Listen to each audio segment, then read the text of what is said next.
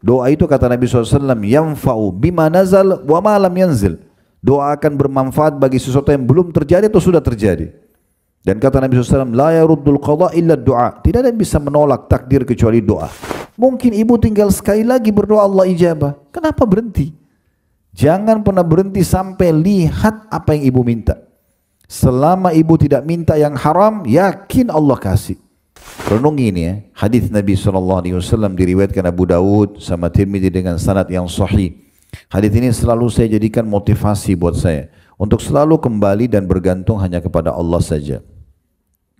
Dari hadis Abdullah bin Mas'ud radhiyallahu anhu. Bismillahirrahmanirrahim. Assalamualaikum warahmatullahi wabarakatuh. Alhamdulillah, tidak pernah berhenti lisan kita memuji dan memuja Allah. Sebagai seorang muslim, kita sangat yakin dua susunan kata ini, alhamdulillah, adalah kalimat syukur, berterima kasih kepada Allah yang Allah kekalkan dalam surah Ibrahim, la in syakartum la azidannakum. Kalau kalian bersyukur, maka pasti aku akan tambah. Dan nikmat terbesar yang Allah berikan kepada kita adalah kita menjadi seorang muslim. Dan dengan menjadi seorang muslim kita jadi mengenal siapa pencipta alam semesta ini. Dan tidak ada sekutu bersamanya, artinya dia esa dan tunggal. Serta juga apa tujuan kita ada di muka bumi ini. Apa yang harus kita kerjakan. Bagaimana kita mengisi waktu-waktu kita selama ajal belum datang. Serta juga mana yang boleh kita nikmati dari makanan, minuman, pakaian, pendapatan, pergaulan, dan mana yang tidak boleh. Biasa dikenal dalam agama Allah dengan halal dan haram. Dan ini sebuah nikmat yang harusnya kita syukuri dan kita jaga. Oleh karena itu Allah kekalkan dalam firman-Nya, "Wala tamutunna illa wa antum muslimun." Dan janganlah kalian sampai meninggal dunia kecuali dalam keadaan Islam. Selanjutnya kita panjatkan salam hormat kita kepada utusan Allah Nabi besar Muhammad sallallahu alaihi wa ala alihi wa sahbihi wasallam, sebagaimana Allah telah perintahkan kita untuk mengucapkan salam hormat tersebut, dan tentu dengan harapan agar Allah memberikan balasan kita sesuai dengan yang telah dijanjikan. Mengucapkan satu kali salam hormat kepada beliau akan diberikan 10 rahmat atau 10 salam dari Allah. Dan rahmat Allah meliputi segala sesuatunya, pemenuhan kebutuhan, solusi dari permasalahan, juga tentunya pahala dan balasan yang melimpah. Baik, pada hari ini insyaAllah saya mengajak diri saya dan semua ibu-ibu yang hadir agar memulai majelis kita ini dengan keikhlasan kepada Allah Subhanahu wa Ta'ala. Kalau tadi ada yang mungkin datang diajak oleh teman-temannya saja untuk sekedar seremoni, untuk meramaikan majelis, atau testimoni saja, mau mencoba-coba, maka ini semua atau apa saja indikasi duniawi, maka itu diubah. Detik-detik kita sebelum memulai majelis ilmu, ikhlaskan niat karena Allah Subhanahu wa Ta'ala, karena majelis ilmu adalah pondasi dasar agama kita. Tidak ada iman dalam hati seseorang kepada Sang Pencipta Allah tanpa ilmu. Dengan kita sering mendengar ilmu, maka iman kita akan terasa ya, makin banyak dan tebal di dalam hati ini. Dan otomatis orang kalau sudah punya iman, semua bisa berubah. Orang bodoh jadi pintar, orang pelit jadi dermawan, orang penakut jadi pemberani, dan apa saja yang dibutuhkan untuk kesempurnaan hidup akan didapatkan dengan keimanan seseorang. Juga kemudian saya ingin sampaikan di awal majelis, karena kita dari jam 10 pagi ini sampai menjelang asar nanti dengan 2 sesi kita. Saya duduk di sini bukan karena lebih tahu daripada ibu-ibu sekalian, tetapi karena saya diundang dan diminta. Oleh karena itu kita menjalankan hadis Nabi SAW, salah satu hak muslim kalau minta nasihat maka berikanlah nasihat. Kita sama-sama semua terus belajar. Tidak ada batas waktu untuk belajar bagi seorang muslim. Sampai akhir hayat harus kita belajar. Karena dengan ilmu sekali lagi tadi iman kita akan ada dalam hati, bahkan makin sering mendengarkannya maka makin berbekas ilmu tersebut dan makin tebal iman tentunya. Kemudian juga selanjutnya saya mau mengucapkan terima kasih kepada semua panitia yang sudah menjadi penyebab berjalannya acara ini. Jazakunna khairan, semoga ini menjadi tambahan amal saleh, dan juga untuk semua peserta yang sudah hadir. Mudah-mudahan Allah berikan kita ketabahan dan istiqomah setelah duduk di majelis ilmu ini untuk mempraktikkan apa yang sudah kita dapatkan. Baik, kita insya Allah akan mulai dengan tema pertama kita, cukuplah Allah, sebagaimana ada di belakang kita ini ya. Disebutkan cukuplah Allah itu bagiku. Mungkin lebih tepatnya bagaimana seorang muslim lebih mengenal Tuhannya dan lebih dekat kepada Allah Subhanahu wa ta'ala. Kita perlu mulai mungkin dengan memperkenalkan Allah itu. Kenapa kita mengatakan cukuplah Allah bagiku? Apakah memang pertanyaannya hanya dengan bergantung pada Allah semuanya akan terselesaikan, terpenuhi kebutuhan kita, kemudian termenangkan dari orang yang menzalimi kita, atau misalnya mendapatkan solusi dari permasalahan misalnya sakit sembuh atau apa saja? Jawabannya secara jelas dan tegas, iya, memang hanya Allah saja. Karena kalau nikmat itu sedang ada dan kita rasakan, maka yang ciptakan kita Allah, yang ciptakan nikmat itu Allah, yang bisa pertahankan hanya Allah. Dan kalau kita sedang ada ujian, apapun sifatnya itu, yang ciptakan kita Allah, yang ciptakan ujian itu Allah, yang bisa memberikan jalan keluar hanya Allah. Ini memang pondasi dasar yang diajarkan oleh semua nabi-nabi dan rasul, dan terutama manusia terbaik yang diutus kepada kita, yaitu Nabi Muhammad SAW. Beliau selalu mengajak umatnya untuk kembali kepada Sang Pencipta Allah. Benar memang Allah tidak nampak dengan mata kita, tetapi fakta menunjukkan bahwasanya memang ada Sang Pencipta. Tidak mungkin bangunan ballroom ini dan hotel ini ada kalau tidak ada yang menggambarnya, kemudian mulai mengundang dan memanggil misalnya kontraktor untuk membangun, mulai banyak buru-buru yang kerja, dan seterusnya sampai desain interiornya. Itu tidak mungkin tiba-tiba ada. Kalau kita yakin ruangan dan hotel ini atau rumah kita masing-masing itu tidak mungkin ada tanpa ada yang menggambar, ada yang membangun, maka bagaimana dengan alam semesta ini? Masuk akal langit ini tiba-tiba ada, gunung-gunung tiba-tiba ada, lautan tiba-tiba ada, udara, api, bahkan diri kita sendiri. Allah mengatakan wa fi anfusikum afala tubsirun, dalam diri kalian, kalian tidak lihat bagaimana keajaiban yang luar biasa.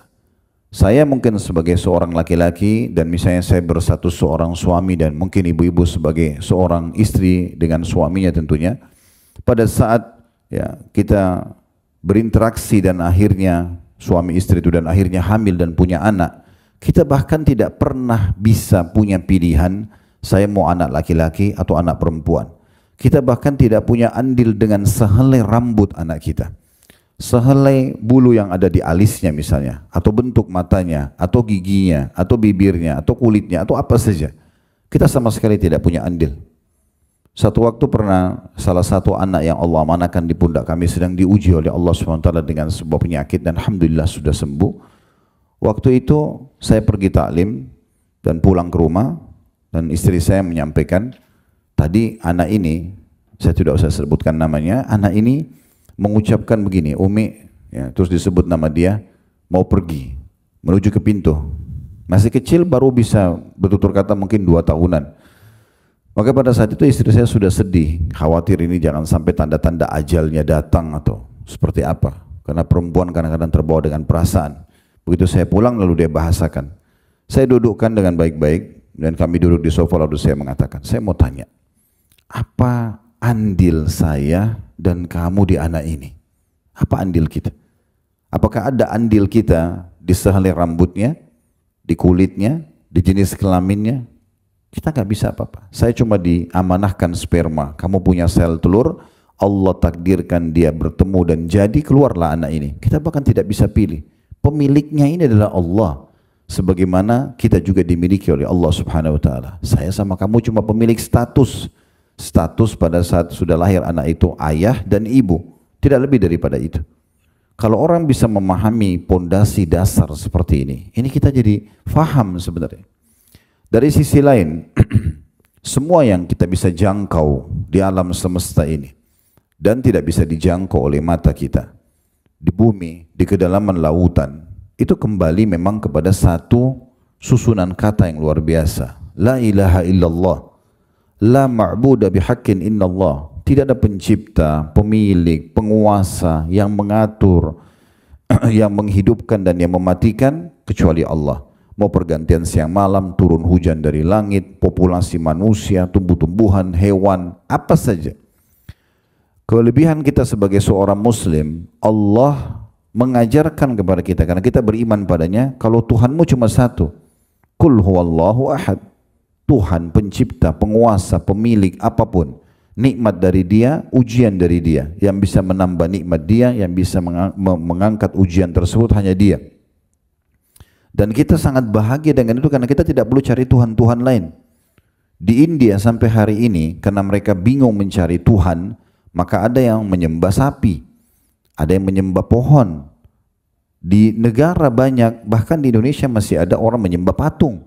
Yang kita tahu di masa Nabi SAW di Mekah dulu dikenal dengan masa jahiliyah. Karena patung itu mereka yang pahat, mereka yang warnahin, mereka yang berikan nama, mereka yang pikul ditaruh di tempat yang mereka mau sembah, dan kalau rusak mereka perbaiki.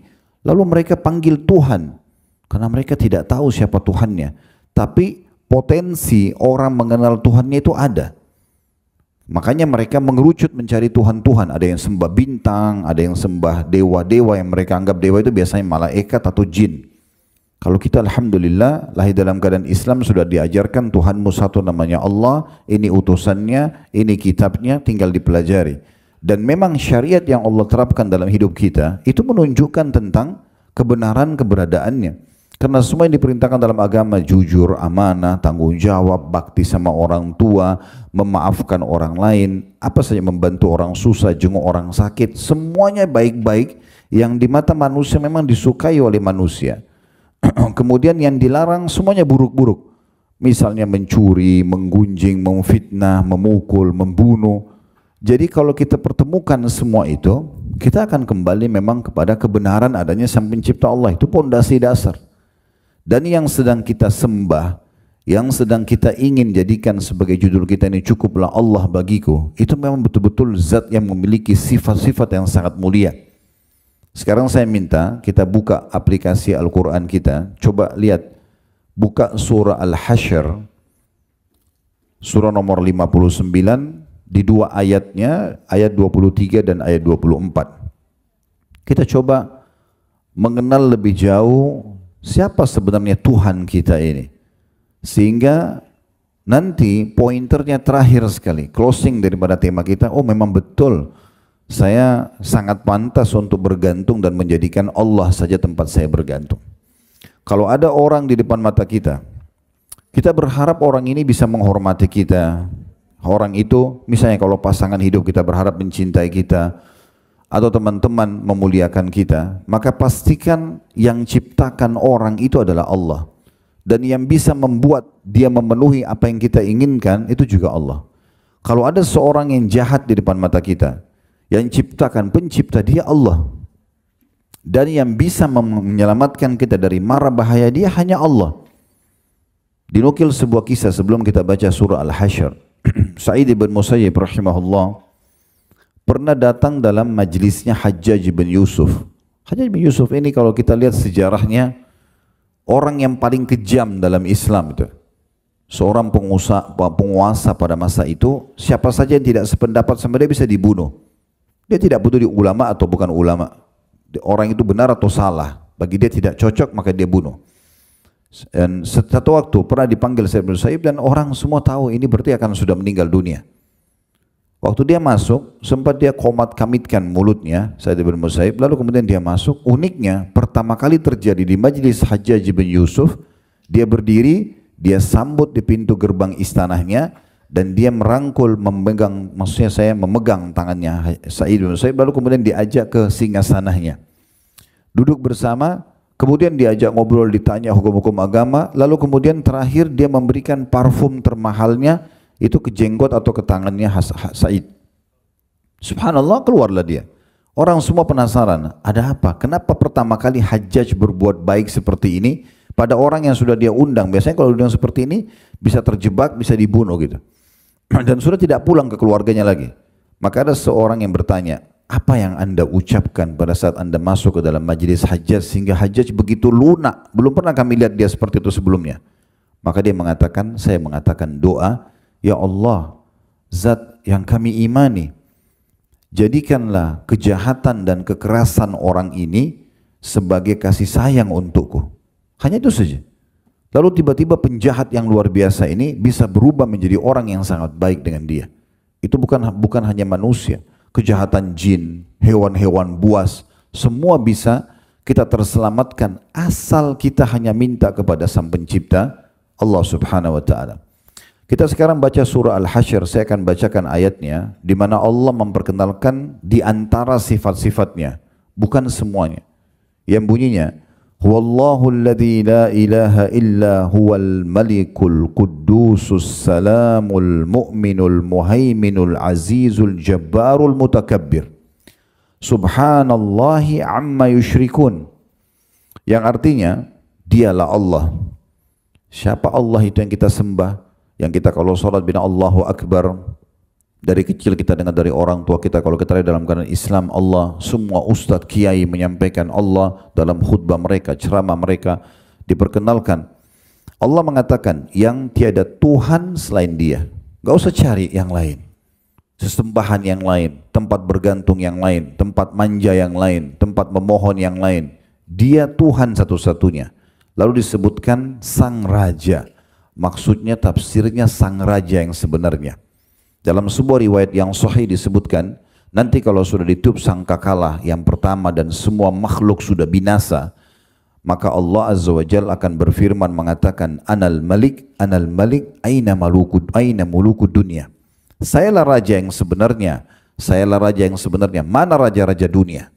Di hari kiamat nanti raja-raja dunia semuanya pada menundukkan kepala mereka di depan Sang Raja yang sebenarnya.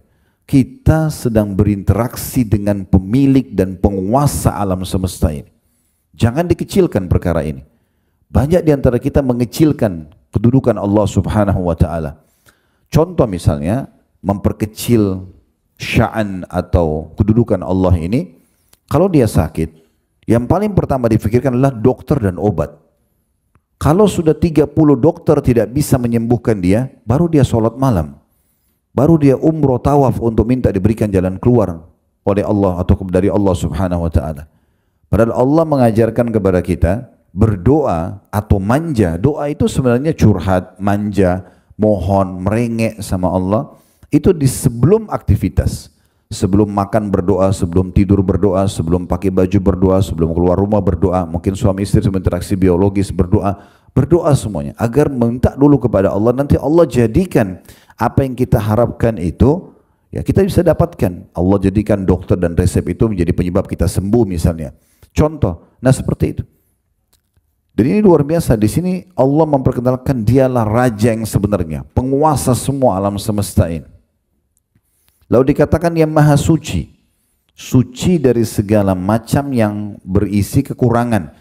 Kayak di alam manusia ini ngantuk, lapar, capek, sakit, sedih, itu semuanya kekurangan. Allah selamat dan tidak ada dari semua itu. Ya, tidak ada di Allah Subhanahu wa taala semua itu. Kemudian disebutkan selanjutnya yang maha sejahtera. Di dalam bahasa Indonesia pun ini sejahtera itu dibahasakan kalau orang sudah punya sumber income dan sudah tidak punya kekurangan sama sekali. Dia sudah tidak perlu berpikir lagi, tidak perlu bekerja, semuanya sudah ada. Itu baru dibahasakan sejahtera. Mungkin orang itu, orang tuanya meninggal dan meninggalkan perusahaan, harta yang melimpah pada dia tinggal menikmati saja. Itu baru orang dikatakan sejahtera. Kalau orang masih cari pekerjaan, cari tambahan income, ini belum sejahtera. Jadi tidak akan pernah ada kekurangan karena tidak butuh lagi. Itu diistilahkan dengan sejahtera. Allah itu maha sejahtera. Semua makhluknya diberikan makan dan kebutuhannya tanpa mengurangi sedikit pun dari stok ya yang Allah miliki. Makanya Nabi Sulaiman alaihissalam dalam sebuah riwayat disebutkan, beliau pernah berkata, saya ingin pada hari ini memberikan makan semua makhluknya Allah sebagai tanda syukur kepadanya.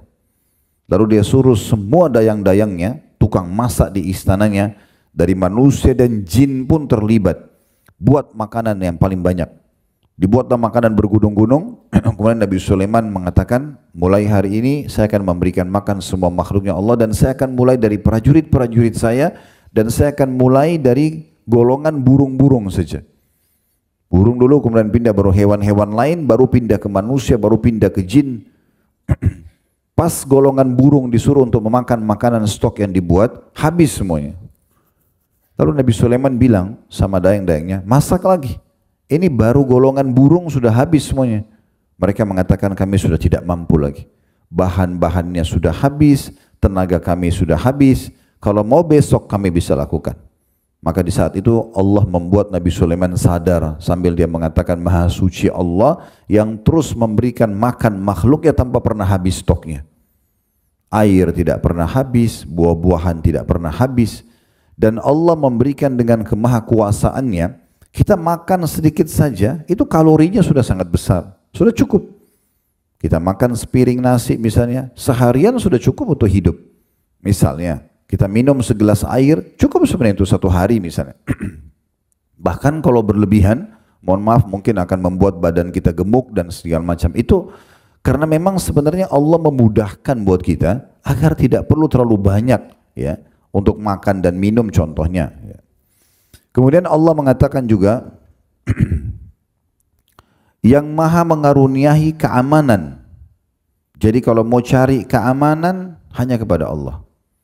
Dari apapun, dari siapapun, aman dari penyakit, aman dari apa saja, bencana alam dan segala macam, aman dari siapapun, orang yang jahat kepada kita dan seterusnya. Ya, seperti yang sudah kita ceritakan kisahnya Sa'id bin Musayyib dan banyak kisah berhubungan dengan ini. Kemudian juga dikatakan yang maha memelihara, merawat semuanya. Alam semesta ini begitu terawatnya, hutan-hutannya, lautannya, sungainya, gunungnya, musim. Sebagian ilmuwan pernah saya lihat cuplikannya mengatakan, andai saja alam semesta ini perputarannya antara bumi misalnya di perputaran ya di alam semesta ini lebih cepat beberapa detik saja, maka mungkin akan membeku ya apapun akan panas terbakar semuanya. Kalau lebih lambat sedikit saja maka mungkin akan membeku. Siapa yang mengatur dengan perputaran itu yang luar biasa. Kalau kita ingat pelajaran ilmu pengetahuan alam di masa kita masih sekolah SMP, SD, SMP, SMA itu berapa kali diulangi tentang besarnya bumi ini dibandingkan dengan bintang-bintang di langit sana. Seperti butiran pasir dibandingkan ya atau kalau ada di alam semesta ini begitu miliaran banyaknya bintang-bintang di langit sana, dan itu kita salah satunya. Kalau bumi kita saja yang sudah kita anggap besar ini, bagi kita sudah sangat besar, jalan dari sini ke Amerika pesawat pun tercanggih butuh belasan jam, maka bagaimana kalau kita bicara tentang alam semesta ini dan juga pengawasannya, pengaturannya, pemeliharaannya itu luar biasa. Mungkin ibu tidak asing kalau maintenance rumahnya aja, sehari aja kita nggak sapu rumah, itu kotor, ya. Sehari aja kita, atau maaf, sekali aja kita pakai WC kita nggak bersihin, udah nggak benar. Badan kita sehari aja nggak mandi, udah gerah, nggak enak dan seterusnya. Sehari aja kita nggak sikat gigi misalnya, atau apa ya, semua itu jadi nggak nyaman. Itu maintenance-nya luar biasa, cuma sekitar kita. Bagaimana alam semesta ini, lautan, tidak pernah habis ikannya, hewan-hewannya, airnya selalu sama jernihnya, ya, rasa asinnya sama. Bagaimana air laut dan air asin, air tawar tidak ketemu, Allah jelaskan dalam Al-Quran. Dan sekian ribu miliaran bukti-bukti tentang adanya Sang Pencipta Allah Subhanahu wa Ta'ala. Dia maha memelihara. Kemudian yang maha perkasa. Siapapun yang merasa dirinya kuat, punya kekuasaan, itu bagian kecil daripada kekuasaan Allah Subhanahu wa Ta'ala. Dan Allah gampang sekali. Orang yang mengaku paling kuat pun di muka bumi ini Allah matikan, selesai. Ya. Bahkan seringkali Allah Subhanahu wa taala tunjukkan pada kita saking lemahnya, kita pagi sehat, sore sakit. Ya. Atau kita tidur sehat, bangun tidur sudah sakit. Allah pelintir satu uratnya saja, encok. Nggak bisa jalan, kakinya keseleo, bengkak, nggak bisa bergerak. Allah buat hidungnya buntu saja, mampet, nggak bisa nafas. Itu luar biasa. Begitu mudahnya. Dan begitu mudahnya Allah juga kalau mau sembuhkan. Kita mau cari 1001 dokter pun untuk menyembuhkan kita tidak akan bisa. Ibu-ibu kalau datang ke dokter mengatakan tolong sembuhin saya. Kalau dia bilang iya, itu berarti kesalahan fatal itu. Dia hanya mengatakan mungkin saya coba ya memberikan ini analisa penyakitnya, nanti saya coba kasih obat. Itu pun melalui dosis ya yang sudah dikasih, dan juga resep dokter selalu mengatakan semoga lekas sembuh. Nggak ada pasti sembuh, dia cuma ikhtiar.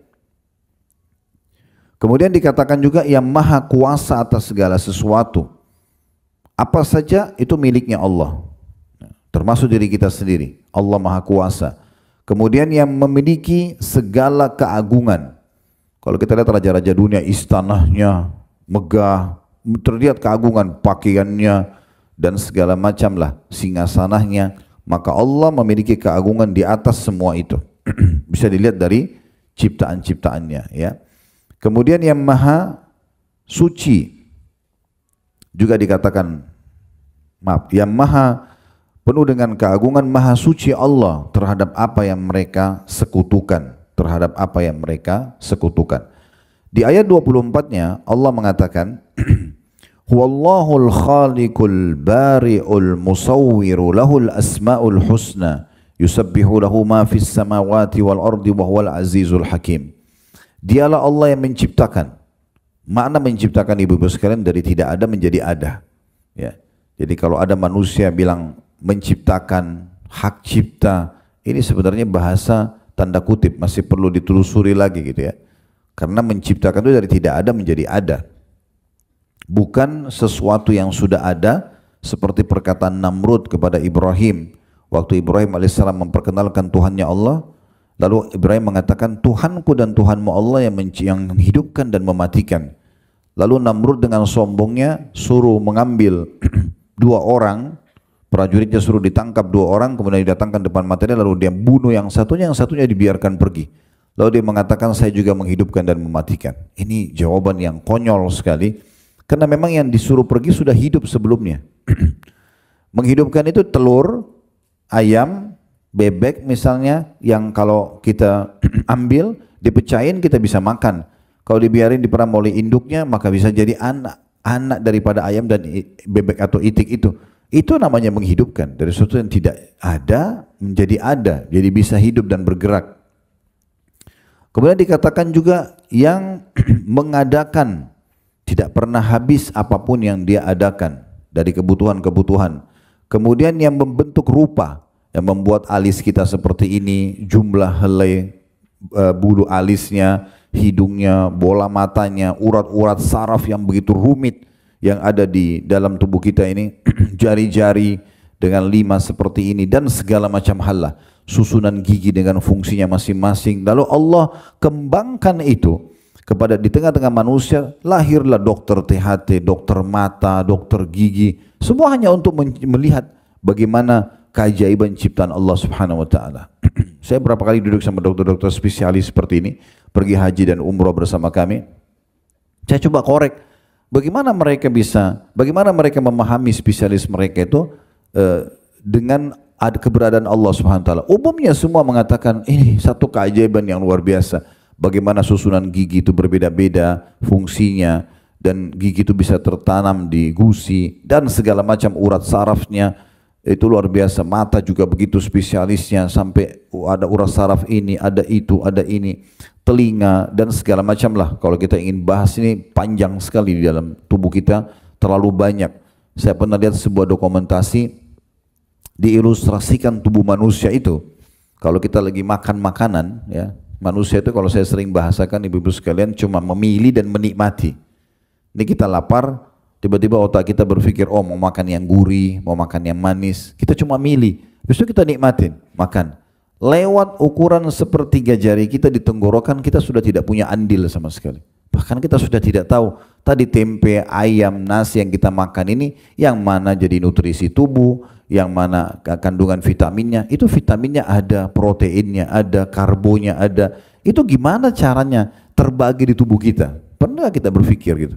Bagaimana bisa terbagi luar biasa seperti itu? Saya lihat ilustrasinya digambarkan tubuh manusia kayak sebuah pabrik besar terdiri dari ribuan lift dan pegawai-pegawai yang begitu makanan masuk terpilah-pilah.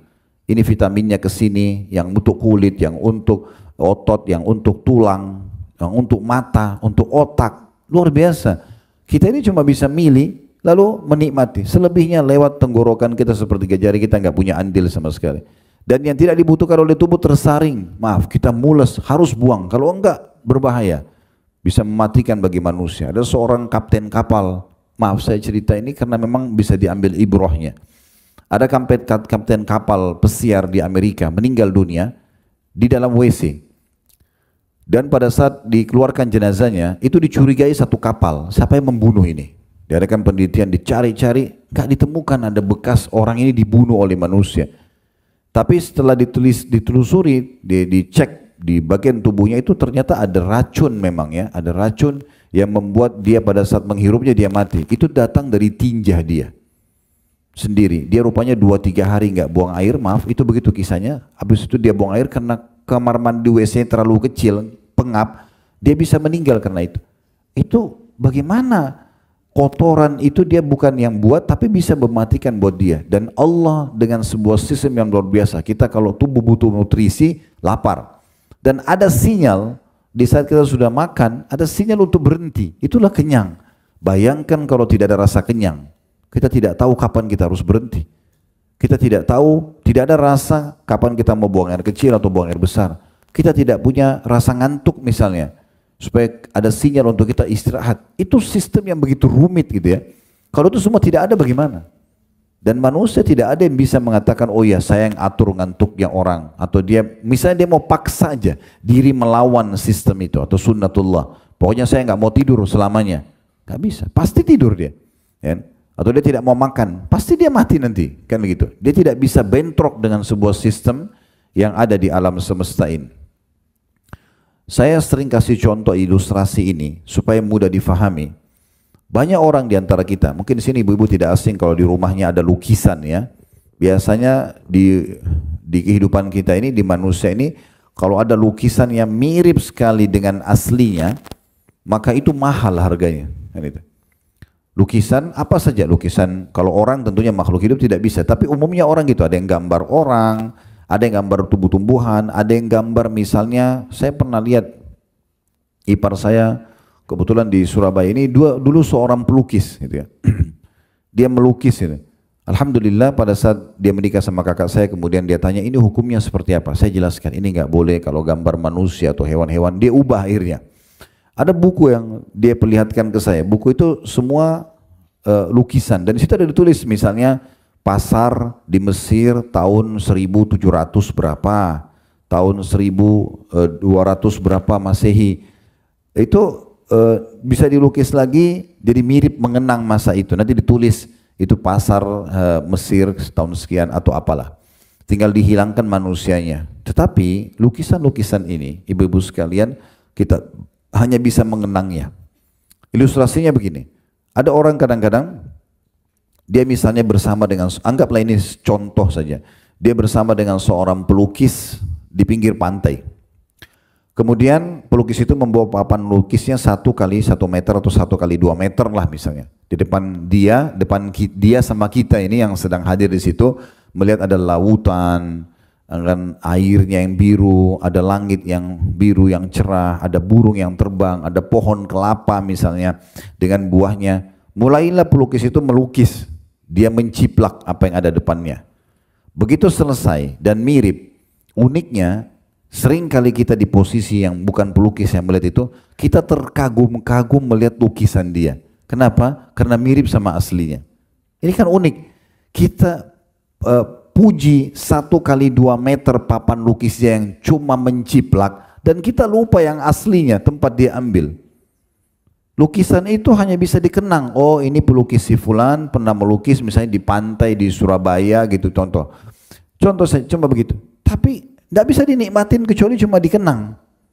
Kalau ini alam semesta, suara gemericik airnya bisa didengar, ya sejuk air lautnya bisa disentuh, suara kicauan burung bisa didengar, kelapanya bisa dinikmatin, terik matahari bisa dirasakan panasnya. Kok ini dilupakan lalu bangga dengan lukisan itu?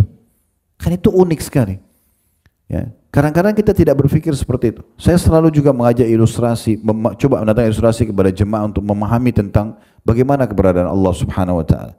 Ibu-ibu misalnya mau masak ayam. Saran saya saja.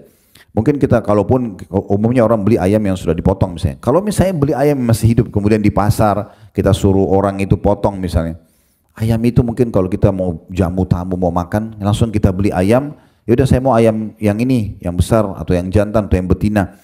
Begitu kita beli, ya sudah pikirannya cuma bagaimana dimasak, dibuat apalah masakannya, sebatas itu. Coba lebih dalam dari itu. Renungi ayam itu, seekor ayam. Ayam ini dari mana? Siapa yang ciptakan? Satu helai bulu ayam saja, itu kalau kita perhatikan baik-baik ayam jantan misalnya ya, ayam jago itu, bulunya itu ada bulu warna hitam, ada merah, ada hijau, bagus sekali itu warnanya. Satu bulunya saja. Bagaimana dengan bulu-bulu yang tertancap di tubuhnya? Dari mana ayam ini gitu? Dan kenapa tidak pernah habis stoknya? Ini hal yang harus dipikirkan. Ibu-ibu mau makan buah, pengen beli anggur misalnya. Ada anggur hijau, merah, hitam. Oke, saya pengen yang warna hitam aja, karena lebih manis misalnya. Jangan cuma sekedar beli, petik dari tangkainya, kemudian oh iya manis ya, udah begitu aja. Itu sayang sekali. Coba pakai untuk merenungi poin yang berhubungan dengan masalah pengenalan Allah SWT. Siapa yang menciptakan anggur ini? Kulitnya, teksturnya, rasanya, aromanya, dan luar biasa tertancap dengan begitu rapi sampai dibuatkan biasa imitasinya ya. Dibuat dari plastik dan itu dipasang di meja, di rumah gitu. Karena indahnya susunan anggur itu. Jadi merenungi baik-baik siapa yang buat dan kenapa anggur tidak pernah habis nih. Bahkan saking lemahnya manusia, kalau sudah kita tarik dari tangkainya saja, kita nggak bisa tancapin kembali itu. Pisang dengan sisirnya, sampai dikenal dengan sisiran pisang, warna kuning yang begitu indah, kulitnya begitu lembut, tekstur dagingnya di dalam, dan tidak pernah habis stoknya. Setiap hari kita bisa temukan di pasar. Siapa penciptanya semua ini? Manusia cuma bisa menikmati, dia tidak bisa mengatakan dia pencipta. Fir'aun aja yang sudah pernah mengaku sebagai Tuhan, tidak pernah dia mengaku oh air dia yang buat, buah dia yang buat, tidak pernah sama sekali. Dia nggak bisa mengatakan. Jadi kita harus lebih kenal dan besarkan Allah Subhanahu wa taala itu di dalam pikiran kita. Ini namanya dasar sekali masalah tauhid. Baru kita sampai kepada tema kita ini ya. Cukuplah Allah bagiku. Itu bukan cuma ucapan lisan. Harus mengenal Allah itu baru betul-betul kita bergantung kepadanya. Itu yang dimaksud dengan al-musawwir, yang membentuk rupa itu. Kemudian dikatakan lahul asmaul husna, dia memiliki nama-nama yang mulia. Yusabbihu lahu ma fis samawati wal ard. Semua yang di langit dan di bumi ini bertasbih kepadanya, memujinya. Wa huwal azizul hakim, dan dia maha perkasa lagi maha bijaksana. Di dalam surah Al-Imran ayat lain, tadi Al-Hasyr sudah selesai, surah nomor 59 ayat 23 sampai 24. Tentu Al-Quran penuh dengan ayat-ayat tauhid seperti ini ya. Tapi kita pilih surah Al-Imran surah nomor 3 189 berbunyi, walillahi mulkus samawati wal ard wa huwa ala kulli syai'in qadir. Fahamilah, yakinilah, kepunyaan Allah lah kerajaan seluruh langit dan bumi ini. Cuma satu pemiliknya. Dan dia maha perkasa dan kuasa terhadap segala sesuatunya. Dia mampu mengerjakan apa saja. Biarpun dokter sudah mengatakan penyakit ibu gak bisa sembuh, sembuh sama Allah. Ya. Jadi poin ini, makanya sebelum ke dokter doa dulu kepada Allah, nanti Allah akan mudahkan. Ya. Kalau ada yang bertanya, Ustaz dari mana saya tahu kalau doa saya diijabah sama Allah? Allah akan memberikan ijabah sesuai dengan sistem yang sudah Allah buat, dikenal dengan sunnatullah. Misalnya ibu lagi lapar, ibu bilang ya Allah hilangkan lapar saya. Memang laparnya gak hilang langsung. Sebenarnya Allah mampu melakukannya, tapi Allah sudah buat sebuah sistem agar kita manusia melalui sistem itu. Kita akhirnya terfikir mau makan apa, dikunyah dulu, ditelan dulu, diproses di usus, baru kemudian laparnya hilang. Kita nggak sakit, Allah buat kita ngantuk, istirahat dan seterusnya. Ya, jadi seperti itu kita minta, ya Allah mudahin jodoh buat saya. Allah nggak akan lemparin pasangan dari langit. Ya, tapi tiba-tiba ada yang melamar, ada yang suka, ada orang tua tawarin anaknya. Kita minta rezeki, Allah nggak akan lemparin duit dari langit. Tapi kita tiba-tiba ada yang teman yang ajak bekerja sama, bisnis, atau kita dapat proyek apa gitu ya. Itu semua sinyal-sinyal rezeki yang perlunya kita fahami. Dan seperti itu sistem yang Allah berikan. Jadi kita sedang bermuamalah, berinteraksi dengan Raja pemilik alam semesta ini. Agungkan itu dalam diri kita. Kemudian selanjutnya dalam surah At-Taubah, surah nomor 9 ayat 116. Surah nomor 9 ayat 116, Allah juga berfirman, Innallaha lahu mulkus samawati wal ard, yuhyi wa yumit, wa ma lakum min dunillahi min waliyyin wala nasir. Jadi surah At-Taubah, surah nomor 9 ayat 116, artinya sesungguhnya kepunyaan Allah lah kerajaan langit dan bumi ini. Dia menghidupkan dan mematikan. Hanya Allah saja yang menghidupkan dan mematikan. Dan sekali-kali tidak ada pelindung dan penolong bagimu selain Allah. Kemudian juga kita bisa lihat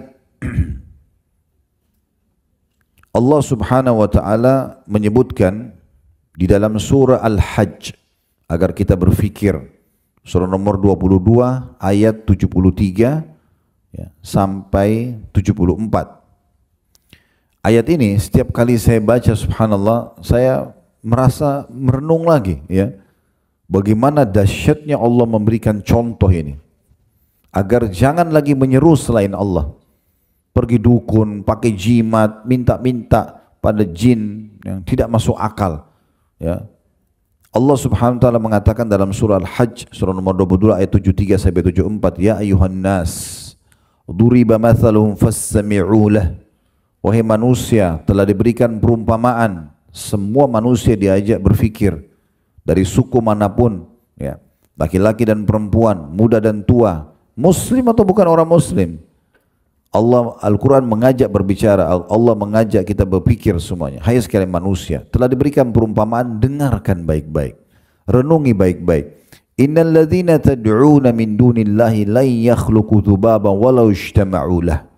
Semua yang kalian seru selain Allah, patung, dewa, pohon, bintang, apa saja, mereka tidak akan pernah bisa. Perhatikan bahasa Arab situ ada la yakhluq.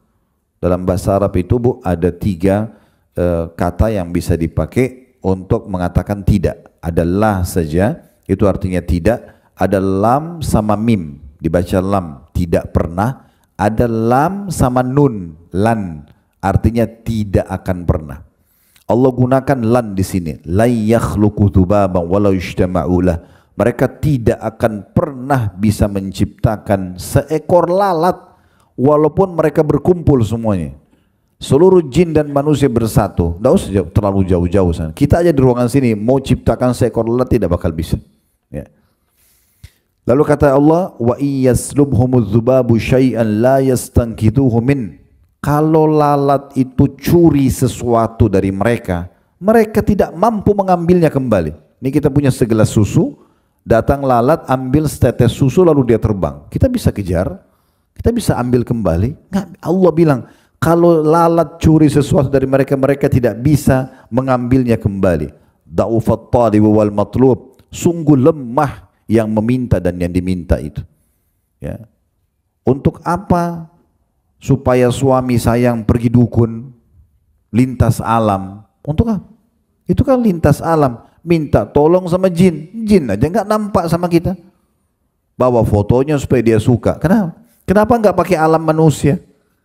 Sederhana, saya mau buat istri saya suka saya, tatapan mata yang syahdu, ucapan tutur kata yang santun, jaman tangan yang ramah, saya tulus dari hati, penuhi kebutuhannya, dia suka sama saya, selesai. Itu tok manusia. Untuk apa bawa foto ke sana? Gitu kan? Kan aneh ini. Kadang-kadang ditipu, bayar mahal lagi. Bawa kertas yang tidak jelas, yang penting bahasa Arab. Ada satu ibu dulu di Kemang di Jakarta Selatan. Saya habis cerita tentang ini, dia datang keluar di pengajian lalu kasih saya, Ustaz, apa ini Ustaz? Dipakai kayak map kecil warna biru. Begitu dibuka dalamnya ada kertas fotokopian. Bayarnya 5 juta lagi. Ini Ustaz, saya tanya ini untuk apa Bu? Katanya orang itu kasih saya supaya saya tidak cerai sama suami, supaya hidup saya bahagia. Kertas, apa hubungannya? Hah? Begitu saya buka saya sudah tahu nih gambar pedang, gambar apa, huruf hijaiyah dibolak-balik. Ini semua dari orang-orang penipu manusia. Untuk apa? Itu, ya, tidak dibutuhkan. Tapi banyak manusia tidak faham itu. Mereka melakukan kesyirikan kepada Allah Subhanahu wa taala. Lemah itu. Ada satu kementerian di Saudi, Bu, namanya Hayy Amil Ma'ruf Nahi Mungkar. Khusus mereka menegakkan, menyuruh pada ma'ruf dan melarang kemungkaran. Salah satu tugasnya mereka menangkap dukun-dukun. Subhanallah, saya pernah lihat cuplikan beberapa masyayikh yang ditugaskan sebagai pimpinan mereka. Itu pada saat menangkap dukun lagi praktek. Sebelum itu kan kalau dukun kepergok, kalau di Saudi ya kena hukum Islam berlaku. Kalau kepergok lagi praktek itu dipenggal, hukum mati. Karena menjalankan sabda Nabi SAW, haddus sahir darbatun bis saif, hukuman penyihir dipenggal lehernya. Kedapatan kepergok selesai. Maka sebelum dia dihukum mati, disuruh praktek. Bagaimana kau minta tolong sama syaitanmu itu? Dia pakai baju merah, dari kepala sampai kaki. Saya lihat sendiri tuh bajunya, kainnya merah, semua tertutup, cuma matanya yang kelihatan. Laki-laki ini ya. Sampai ke kaki, kemudian dia pecut dirinya dengan cambuk kuda itu. Dia bilang kalau saya sudah pecut-pecut sambil panggil setannya itu ya, siapapun namanya gitu. Cambuk-cambuk, dia panggil apa gitu. Di Indonesia kan ada namanya, di negara-negara lain ada namanya. Indonesia apa gondoruo lah, apa tuyul, segala macam. Dicambuk dirinya, dipanggil-panggil. Nanti kalau saya sudah berdarah-darah, dia bilang, baru kemudian saya dengar suara. Ini kebodohan ini. Ya. Allah tidak butuh semua itu. Tinggal wudu, ya, hadap kiblat, alhamdulillah, wassalatu wassalamu rasulillah, Allah sembuhin penyakit saya, mudahin urusan saya. Gampang, nggak sakitin badan, nggak repot, nggak libatin orang. Ya. Sampai Aisyah mengatakan radhiyallahu anha, minta. Ya, beliau nukil dari sabda Nabi SAW, mintalah kepada Allah segala sesuatunya sampai tali sendal kalian. Minta. Dan Nabi SAW mengatakan memang dalam hadis begitu. Minta. Para sahabat itu dalam riwayat Umar bin Khattab kalau sendalnya putus angkat tangan ke langit, ya Allah sendal saya putus gantikanlah. Sendal minta sama Allah. Allah nggak lemparin sendal dari langit. Tetapi Allah mudahin ada orang yang kasih kita sendal. Kita dapat duit bisa beli sendal. Sistem yang sudah Allah ciptakan tadi yang saya bahasakan. Jadi kita disuruh minta sesuatu, segala sesuatu. Sayangnya kita kadang-kadang mau minta sama Allah kalau kita anggap besar. Nanti kalau penyakit kronis baru minta sama Allah. Nggak, minta apapun. Kalau perlu mau keluar pergi ke satu pasar, minta sama Allah dimudahin parkirannya. Doa. Nggak ada masalah. Doa itu kata Nabi SAW, yanfa'u bima nazal wa ma lam yanzil. Doa akan bermanfaat bagi sesuatu yang belum terjadi atau sudah terjadi. Dan kata Nabi SAW, la yaruddul qadha illa du'a. Tidak ada yang bisa menolak takdir kecuali doa. Sampai Dr. Sa'id Al-Qahtani hafidhahullah dalam buku beliau Masalah Doa menyebutkan, makna hadis ini adalah 3. Bisa doa itu lebih kuat daripada keputusan takdir Allah, maka doa bisa mengalahkan takdir tadi. Tadinya kita akan kena satu ujian, tidak bisa kena doa kita. Atau doa lebih lemah, lebih kuat keputusan itu sehingga akhirnya terjadi sebagai ujian buat dia, tapi kalau dia berdoa bisa meringankan dan memberikan jalan keluar. Atau dua-duanya bersaing. Misalnya ibu sakit sudah sebulan, kalau berdoa juga sebulan berarti berimbang itu. Misalnya contoh. Tapi kalau dia baru berdoa sekali, penyakitnya berjalan sebulan, ini enggak berimbang. Bisa saja dikalahkan doa tersebut. Jadi saking luar biasanya Allah berikan peluang kita sebenarnya untuk bisa ya bergantung kepadanya. Kemudian Allah mengatakan, ini yang kita ingin titik beratkan ya, di ayat 74-nya, ma qadarullah haqqa qadri innallaha laqawiyyun aziz. Sungguh mereka betul-betul ya tidak memposisikan ya atau tidak mengenal Allah dengan sebenar-benarnya, sungguhnya Allah itu maha kuat lagi maha perkasa. Maha kuat lagi maha perkasa. Mengemis sama makhluk, ibu-ibu sekalian, tidak akan mendatangkan solusi. Namun kalau kita kembali kepada sang raja yang sebenarnya, kita akan mendapatkan solusinya. Renungi ini ya, hadis Nabi SAW diriwayatkan Abu Dawud sama Tirmidzi dengan sanad yang sahih. Hadis ini selalu saya jadikan motivasi buat saya untuk selalu kembali dan bergantung hanya kepada Allah saja. Dari hadis Abdullah bin Mas'ud radhiyallahu anhu, beliau mengatakan, qala Rasulullah SAW, Rasulullah SAW bersabda, man nazalat bihi faqah fa'anzalaha bin nas lam tusadda faqatuhu. Siapa yang punya permasalahan lalu dia kembalikan atau dia adukan itu kepada manusia, maka tidak akan menyelesaikan permasalahannya. Wa man nazalat bihi faqatun fa'anzalaha billah. Siapa yang punya masalah lalu dia kembalikan kepada Allah, fayushikullahu lahu birizkin ajilin aw ajil.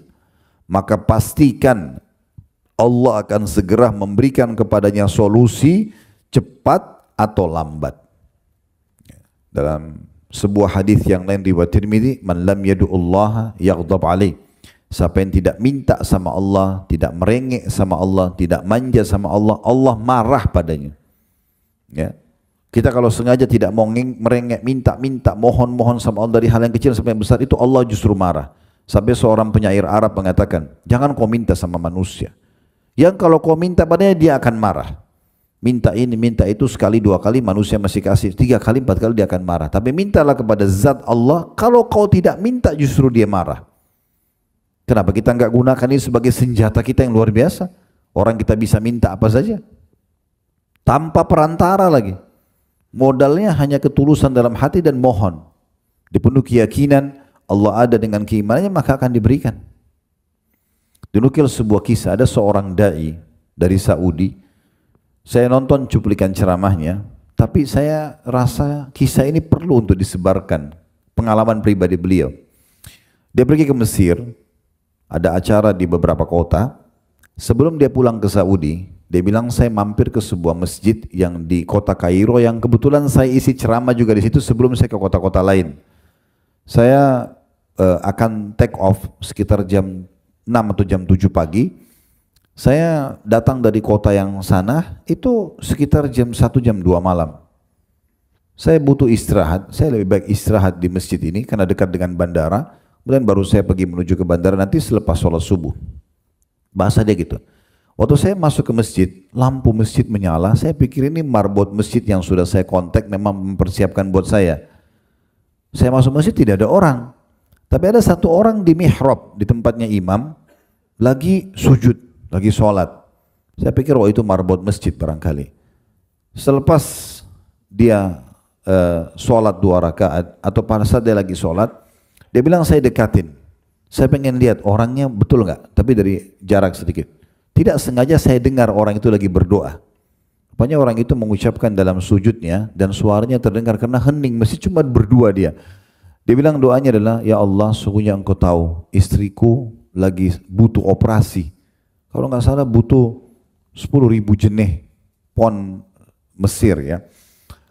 Dan dia sebutkan angka itu dalam doanya. Saya butuh biaya ini ya Allah.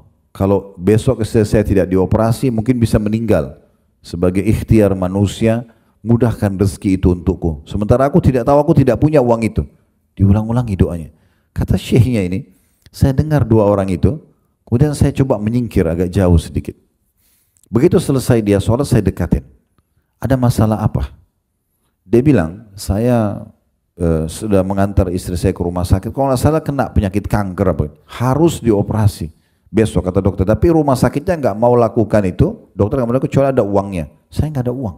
Saya sudah coba pinjam sana sini, nggak ada solusi. Saya pikir saya berdoa sama Allah. Kata syekhnya, lanjutkan doa kamu ini dan terimalah berita gembira, kau akan dapat solusi. Silakan lanjutkan. Kata syekhnya, orang itu lanjutkan doanya, diulang-ulangi terus sama dia. Syekhnya mengatakan, saya istirahat sejenak karena malam. Azan subuh saya dibangunin sama baru masjid, sudah azan. Syekh bangun, syekhnya bangun. Dia bilang pada saat kami habis sholat qobliyah subuh, menjelang pas iqamah, imamnya persilakan saya, Syekh silakan Syekh, Anda jadi imamnya. Dia bilang saya kurang istirahat, mungkin suara saya kurang bagus. Tidak apa-apa, kami mau mumpung Anda di sini, silakan Anda jadi imam. Udah, dia bilang saya jadi imam. Selepas salam, ada orang di belakang saya, kata syekhnya ini, sholat di belakang saya pas. Udah tiba-tiba salaman saya, ahlan syekh. Pokoknya syekh ini kebetulan punya media juga, punya YouTube, dia ceramah dan disebut orang-orang Jazirah Arab kenal dia. Kemudian dia mengatakan, ada satu orang datang mengatakan, Syekh, saya tinggal di apartemen di sebelahnya masjid ini, kata orang itu. Saya tadinya mau sholat subuh di tempat lain, tapi waktu mulai Anda membaca ayat, saya kenal suara Anda. Saya datang sholat di sini. Karena itu. Terus tiba-tiba orang itu bilang begini, Syekh, ada satu hajat saya. Kata syekhnya, apa itu? Dia bilang, saya punya zakat mal, nilainya 10.000 pon. Nilainya mirip sama orang yang minta doa tadi malam itu. Saya ingin kasih ke satu orang. Sudah lama saya tahan, istri saya selalu ingatkan keluarkan zakat itu. Saya bilang tunggu dulu.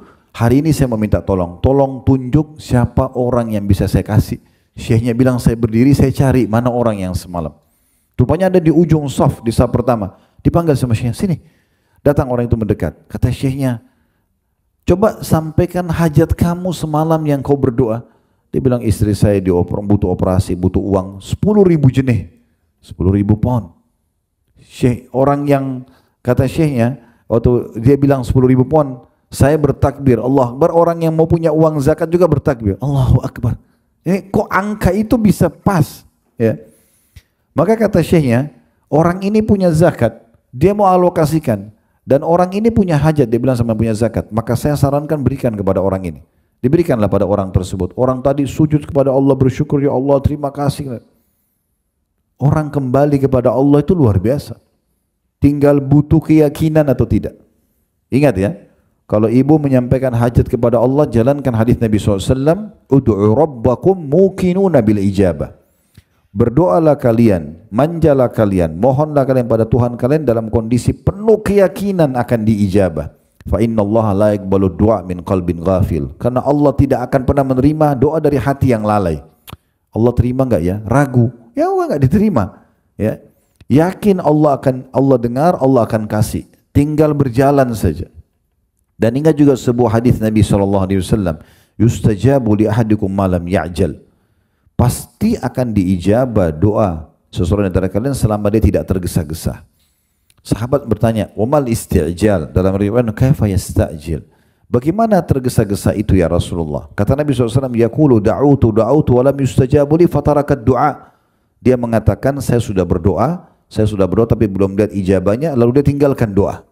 Mungkin ibu tinggal sekali lagi berdoa Allah ijabah. Kenapa berhenti?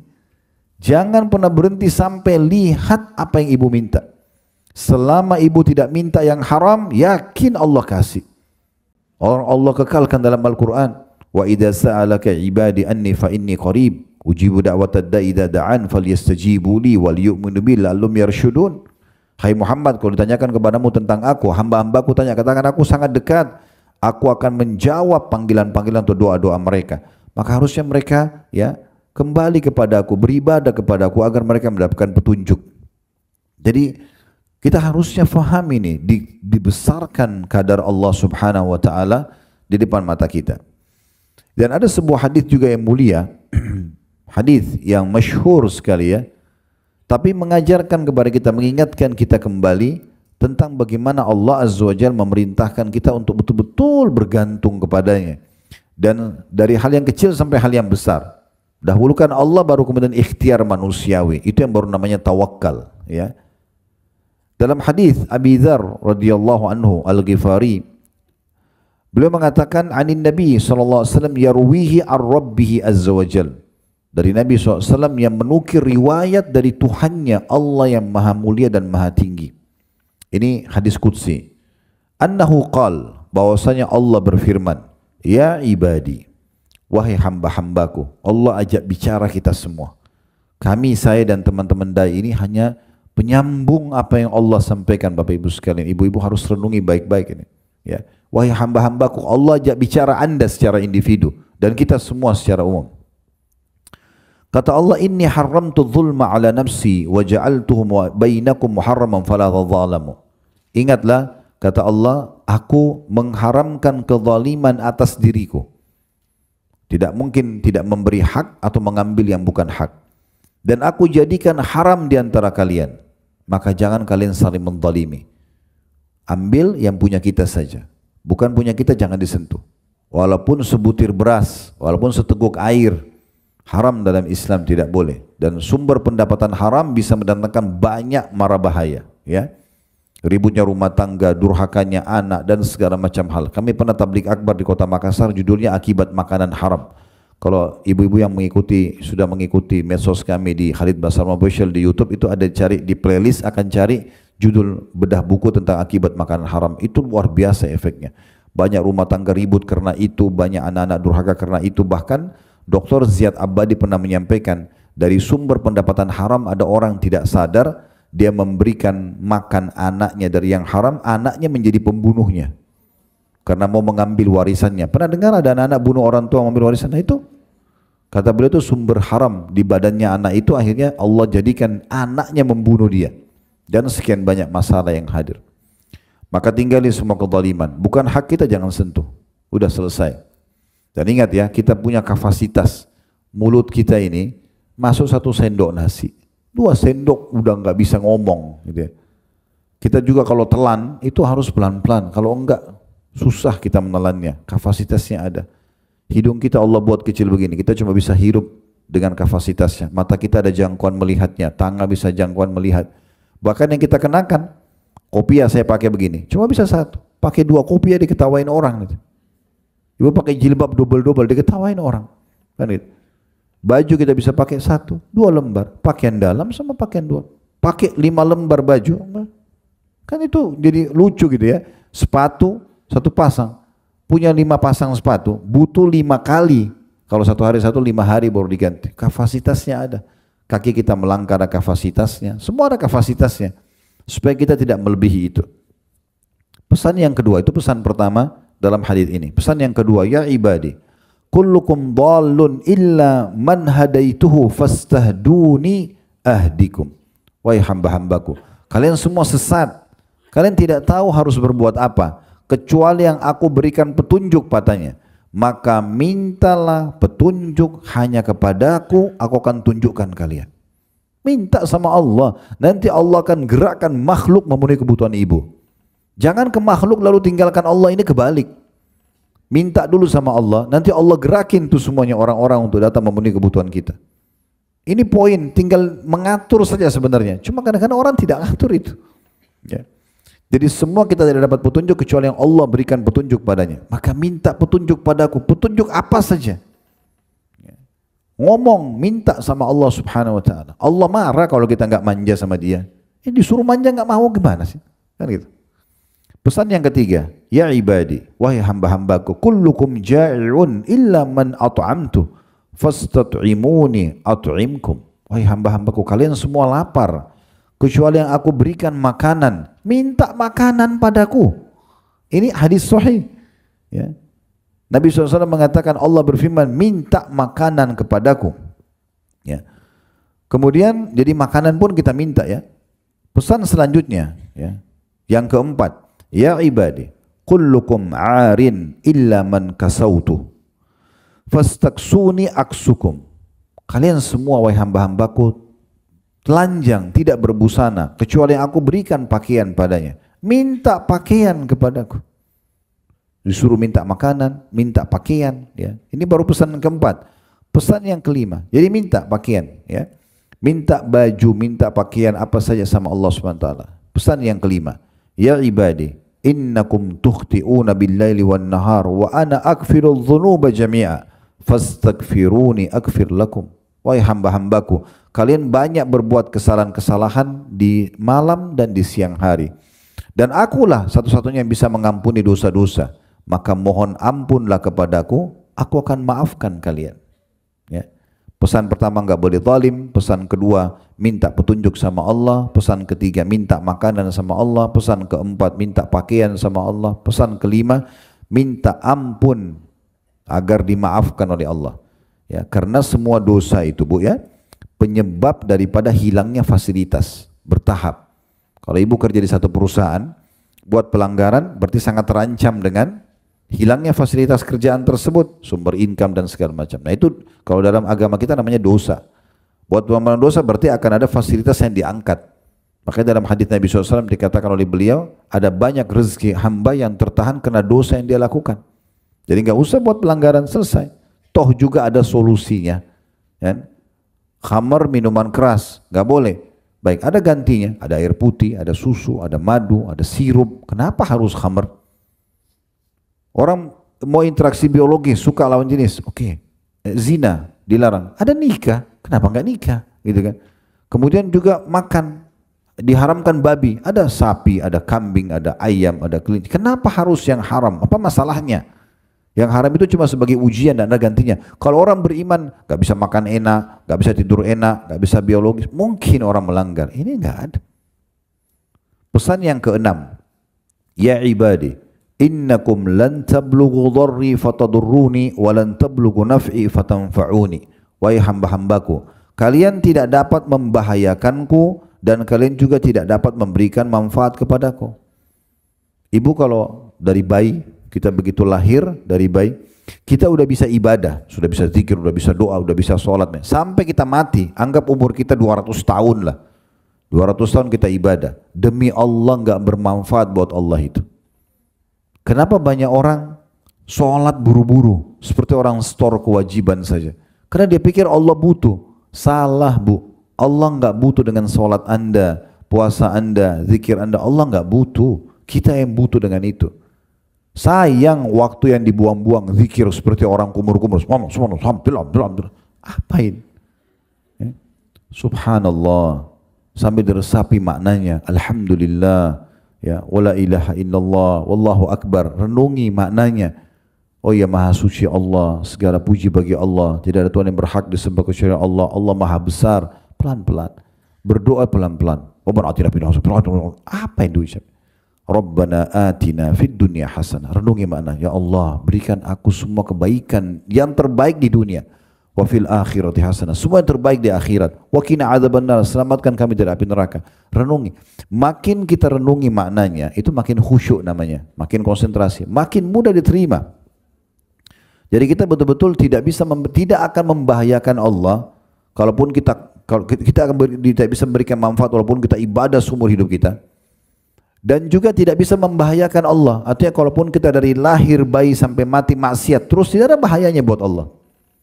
Tidak ada bahaya. Karena seluruh makhluk Allah ini umumnya beribadah kepada Allah. Semua malaikat beribadah kepada Allah. Semua benda-benda di langit, di bumi ini beribadah kepada Allah.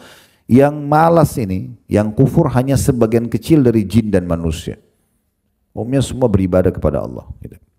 Itu pesan yang keenam. Yang ketujuh, ya ibadi, lau anna awwalakum wa akhirakum wa insakum wa jinnakum kana ala atqa qalbi rajulin wahidin minkum ma zada dzalika fi mulki syai'a. Wahai hamba-hambaku, kalau seandainya manusia pertama dan jin pertama yang saya ciptakan sampai yang terakhir lahir, semuanya digabungkan, jin sama manusia itu semuanya sama, berada pada level takwa tertinggi. Orang yang terbaik ibadahnya, takwanya adalah Nabi Muhammad SAW. Anggap semua jin, semua manusia miliaran sama dengan Nabi Muhammad SAW ketakwaannya. Apa kata Allah SWT? Tidak akan menambah sedikit pun dari kerajaanku. Gak ada pengaruhnya. Semua kalian baik, gak ada pengaruhnya. Allah gak butuh dengan amal kita.